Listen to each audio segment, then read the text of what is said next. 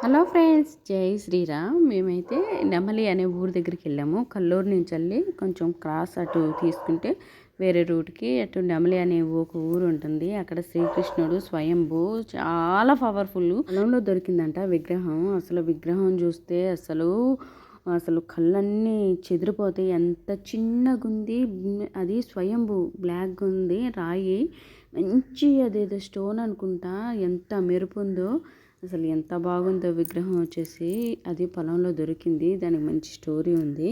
ఈసారి ఎప్పుడైనా స్టోరీ చెప్తాను. అయితే గుళ్ళో మేము దర్శనానికి వచ్చేసాము. అంటే మేము ఫస్ట్ టైం వెళ్ళాము, అంతకుముందు ఎప్పుడు వెళ్ళలేదు. అందరూ పక్కన వ్యవసాయం చేస్తారు కదా, పంట పొలాలు. ఆ బియ్యం తెచ్చేవాళ్ళు, పాలు, వెన్న, నెయ్యి అవన్నీ తీసుకొచ్చి గుడి దగ్గర ఈ అమ్మకి ఇస్తున్నారు. అమ్మ అలా తీసుకుంటుంది.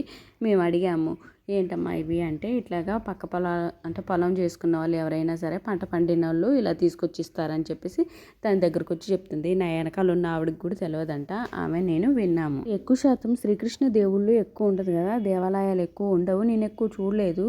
నెమలి అనే ఊరు, ఆ ఊరి పేరే నెమలి. ఎందుకంటే ఆ ఊరికి నెమలి అనే పేరు వచ్చింది.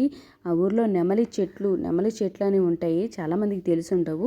అదొక జాతి, నెమలి జాతి అని చెప్పేసి ఆ ఊరిలో ఉండుంటాయి. బహుశా దాని ప్రకారం ఆ ఊరికి ఆ పేరు వచ్చిందేమో. కానీ రోజైతే కళ్యాణం చేస్తారు. చూసారా విగ్రహం ఎంత బాగుందో. లోపల కూడా అంతే ఉంది.